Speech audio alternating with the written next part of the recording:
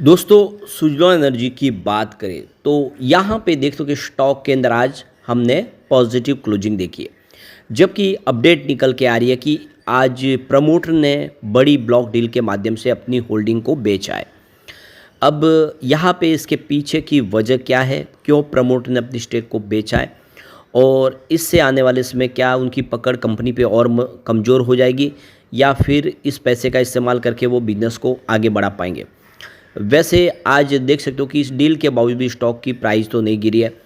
हो सकता है कि ये डील नहीं भी हुई हो, क्योंकि अभी जो खबरें निकल के आ रही है उसके हिसाब से कुछ अलग अलग जो मीडिया हाउसेज है उनकी तरफ से अपडेट है कि यहाँ पे डील हुई है और कुछ का अंदाजा है कि आने वाले समय ये डील 1 या 2 दिन में हो सकती है, ये ब्लॉक डील। लेकिन यहाँ पे जो भी है, ये प्रमोटर अपनी तरफ से जो स्टेक बेच रहे हैं इससे निराशा जो तो हुई है, क्योंकि ऑलरेडी बहुत ही कम स्टेक है प्रमोटर की कंपनी के अंदर, मात्र 13%।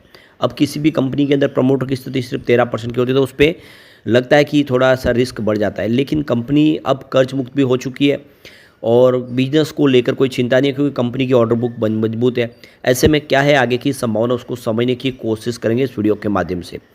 लेकिन फ्रेंड्स, उससे पहले अगर आप पहली बार हमारे चैनल पे आए तो चैनल को सब्सक्राइब कर दीजिए, एक बेल आइकॉन दबा दीजिए ताकि जब भी नया वीडियो बने पहला नोटिफिकेशन आपको मिले। वीडियो पसंद आए तो लाइक से जरूर कीजिए।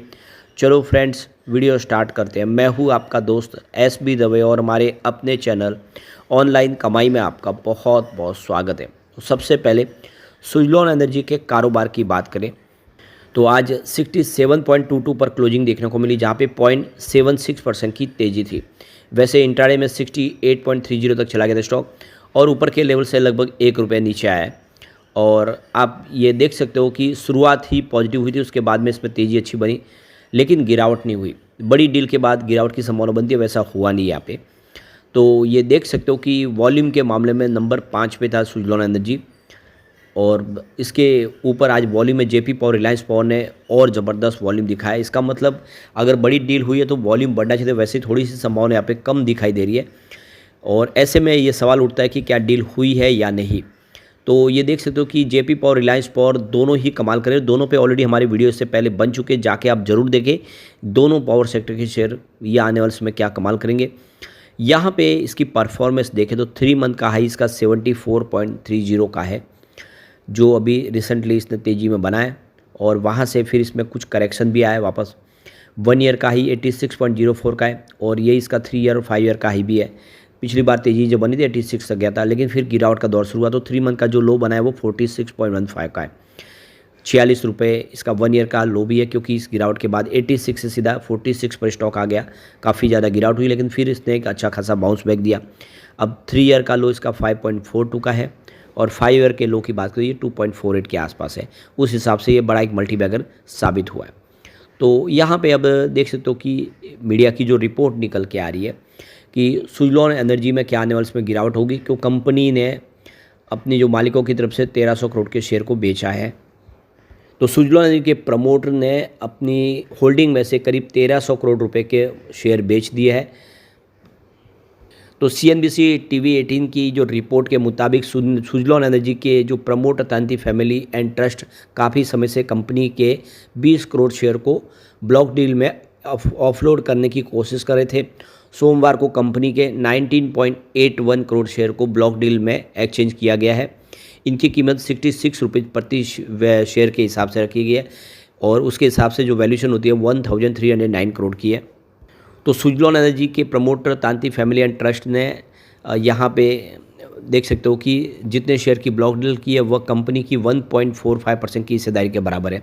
31 मार्च 2025 की समाप्ति के तिमाही पे अगर आप देखें तो तांती फैमिली के पास 13.25% की टोटल हिस्सेदारी थी, जो इस ब्लॉक डील के बाद और कम हो जाएगी, जबकि कंपनी के बाकी जो शेयर है वो पब्लिक शेयर होल्डिंग में है।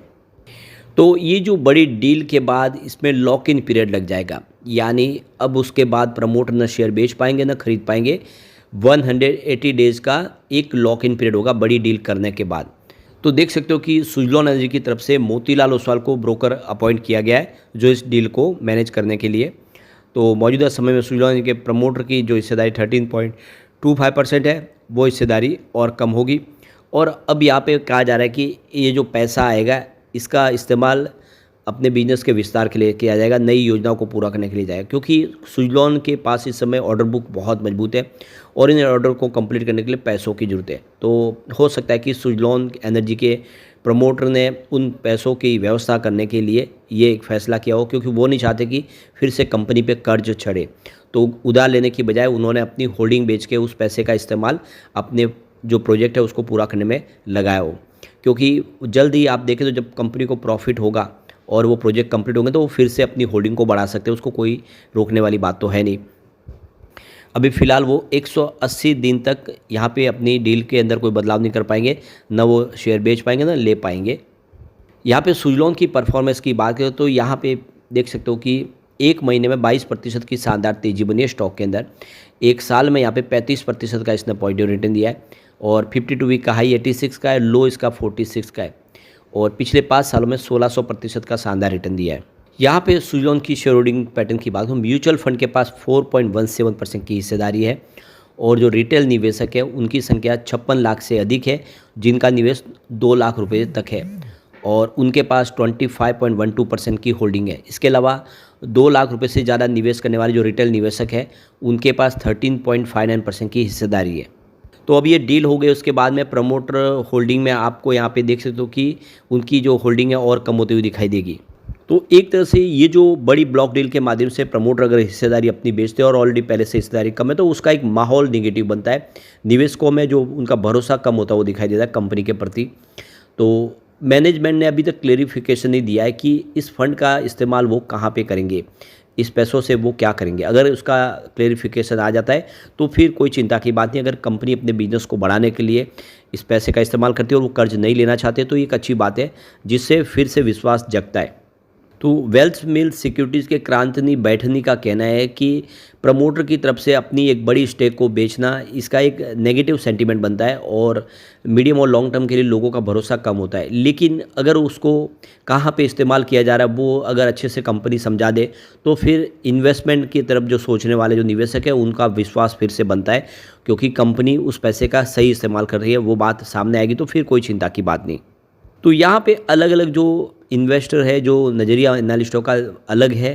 कुछ लोग कहते हैं कि अगर किसी कंपनी के अंदर प्रमोटर अपनी होल्डिंग को इंक्रीज करते तो इन्वेस्टर का कॉन्फिडेंस बढ़ता है और उसके उलट अगर कम करते तो फिर कॉन्फिडेंस घटता है। लेकिन साथ में यहाँ पे सोचने वाली बात है कि अगर उनके पास फंड की कमी है, उनके पास पैसे नहीं और अपनी होल्डिंग बढ़ाएंगे तो उससे क्या होगा। कंपनी को अपने बिजनेस को चलाने के लिए फ़ंड की आवश्यकता होती है, वो उनके पास होना चाहिए। अगर वो अपनी होल्डिंग बेच के भी फंड रेज करते हो और उसका इस्तेमाल अपने बिजनेस को बढ़ाने में करते हो तो आने वाले समय उसका पॉजिटिव नतीजा देखने को मिलेगा। कंपनी अपने टाइम पे सारे प्रोजेक्ट कंप्लीट कर पाएंगे और जब उनको उस पैसा मिलेगा तो उसका वो फिर से अपनी होल्डिंग को बढ़ा सकते। तो ऐसे में ये सोचने वाली बात है, कंपनी के पास बहुत सारे प्रोजेक्ट हैं जिनको कंप्लीट करना है और कंपनी की स्थिति इस समय बहुत मजबूत है।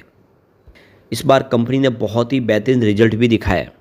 दूसरी तरफ देखें तो यहाँ पे अर्पित जैन जो जॉइंट एमडी है अरिहंत कैपिटल मार्केट के, उनका कहना है कि प्रमोटर अपनी स्टेक को कम कर रहे और उसकी पीछे वजह कि वो डेट रिस्ट्रक्चरिंग करना चाहते। जो फाइनेंशियल इंस्टीट्यूशन जिन्होंने यहाँ पे पैसा लगाया उनको अपनी स्टेक देके वहाँ पे उसका सेटलमेंट करना चाहते हैं। तो ये एक अच्छा फैसला हो सकता है कि जिससे वो आने वाले समय अपना डेट को और कम कर दे।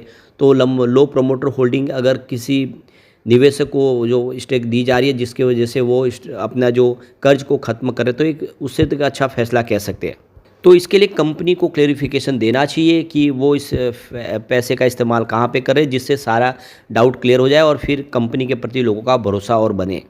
मैनेजमेंट को ये बताना चाहिए कि कंपनी की सेहत बहुत अच्छी है और किसी प्रकार का फंडामेंटल कमज़ोर नहीं है, ये सिर्फ बिजनेस को और मजबूत करने के लिए लिया गया फैसला, तो जिससे भरोसा बनेगा और फिर यहाँ पे निवेशक और अच्छे से निवेश के बारे में सोचेंगे। लेकिन फ्रेंड्स, कोई भी इन्वेस्टमेंट करने से पहले अपने फाइनेंशियल एडवाइजर से एडवाइस ले ले या अपना खुद का रिसर्च करें, क्योंकि मैंने वीडियो आपके एजुकेशनल पर्पज़ के लिए ही बनाया। वीडियो पसंद आए तो लाइक से जरूर कीजिए और चैनल को सब्सक्राइब कर दीजिए। Thank you friends.